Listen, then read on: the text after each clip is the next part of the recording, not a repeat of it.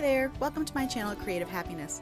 My name is Alicia, and in this part of the video I'm going to do a walkthrough of my January 2023 calendar setup. For the first month of this new year, I chose a relatively simple design and layout. I came up with it on the fly based on previous calendars I have made over the past 3 years. Instead of a full page of art like I used to do, I chose to make an at-a-glance size monthly calendar. I also used to make a full-size monthly calendar, but I'm trying something different this time. This way I can leave it blank, I can add just the holidays in, I can also use color coding or symbols to add info to this small calendar, and I can always make a key to insert with this page later if I decide to go that route.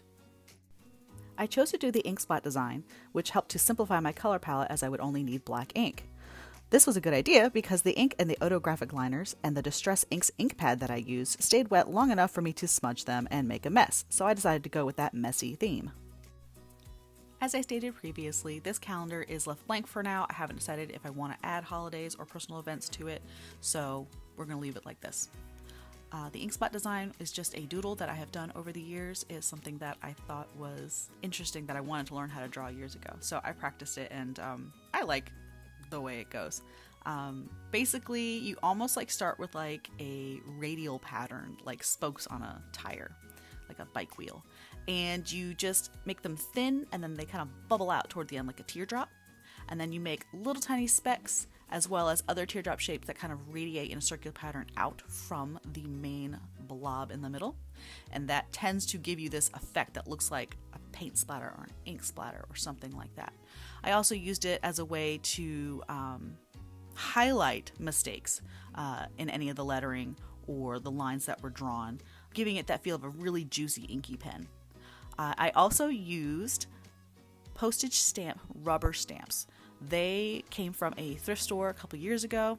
I love thrifting, and I love postage stamps. I like the way they look. I like the vibe that they give off. I like that old nostalgic feel of receiving letters in the mail. Not just bills, but letters in the mail.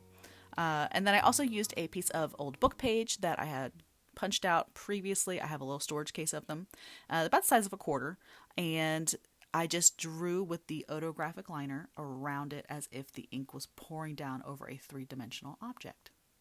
On this page, I included a quote. I do not know who the author of this quote is. I saw it online, saved it, and added it to my calendar for the beginning of January 2023. It says, "Don't give up. Normally, it is the last key on the ring which opens the door." This is just something that helps to inspire me because from personal experience, you can feel like all the work that you are doing is for naught. And it feels like you should just give up. You're not making any progress. It means nothing. But sometimes you just do one more day and something good will happen, and you will feel restored, and your creativity and your motivation will come back to you. And I feel like this is a very good quote to start out a new year. So again, we have the Distress Oxide ink. I think I called it the wrong thing a minute ago, but it's in black soot. I got it as a 4-pack. I'll have a link for that in the description below. And I normally use these with like a makeup brush, and I dust them around the edges of things that I want to look old or dirty. In this case, I actually used it as a rubber stamp ink pad, and I don't know if they're designed for that, but it's what I had available. So I used it with my rubber stamps, and as you can see, there's ink on the top, there's ink everywhere. It got on my hand and my arm because I went and did something on the bottom of the page and then went back to the top, which, you know, when you're working on the fly, you end up doing stuff in an order that may not be the most logical. So I went from the bottom right to the top left, and I'm right-handed, so I drug my arm all through the ink and got it everywhere. So I took the remaining ink that was still wet on the rubber stamp from all the way at the beginning. It was still wet, and so I used it to create just a huge mess, and I just went with it. On this first page, I did a drop shadow. I drew it around every single box and used tiny hash marks to create the shading. It's really, really repetitive. If you like that type of action, go for it. Otherwise, you can use like a gray marker. You could probably even cut up washi tape to create a drop shadow. Again, I used a piece of book page that was cut out with the circle hole punch. I used the ink stamp to go around. It looks like a postage stamp. I relatively left the page pretty clean, very bare. The next page, don't have any design at all, just the drop shadow. After that, on the next page, I did the same thing. And then we also just have, again, a few simple decorations on here. I really like the book page quote that I was able to pull out from my scrap pile where I have just some trimmings. This is hilarious to me, but I'm not pious, she cried indignantly. I just think that's hilarious. I don't know. It was just a coincidence that it was the first thing on top that I found. I did find that this Distress Oxide ink does bleed through the paper pretty bad when it was used in this way as a stamp. Learned my lesson on that one. So this paper is not good for using these rubber stamps on if it's a really dark design, a large area of ink it looks like. So, oh well. On this last page, I messed up so many times that I didn't include it in the video, and I just dealt with it. I was not going to waste any more paper on this. I went ahead and just covered up the mistakes on the dates here because I was like repeating myself. And then I made the bottom scrap of book page. I used that, and it almost looks like the ink is bleeding out of the letters. Because they actually kind of like lift up a little bit, these pieces of paper, I actually like that because it goes along with my messy just theme. The backside was so funny, so I decided to really go for it this time and just make it super obvious that I was crossing stuff out and fixing stuff. And so I made the ink splats were, just scratching it out and all the stuff like that. So I just had fun with it because why not? Sometimes you mess up and you can't afford to just keep replacing a piece of paper.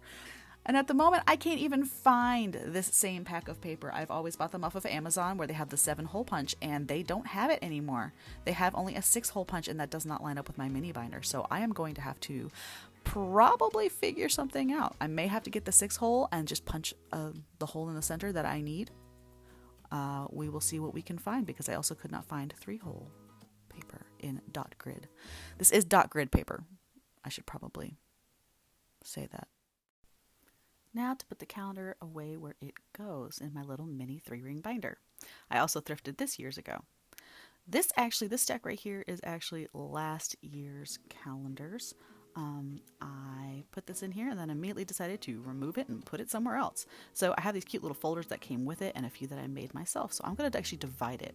I often will keep the last year's calendar close by, especially at the beginning of the year, because there's sometimes information that I have to reference back to, and it's just easier to have it out and about. After some time goes by, I put it somewhere else for storage. Again, I keep it for a little bit longer. I have reasons to remember dates like milestones in my son's life, so we are going to hold on to that.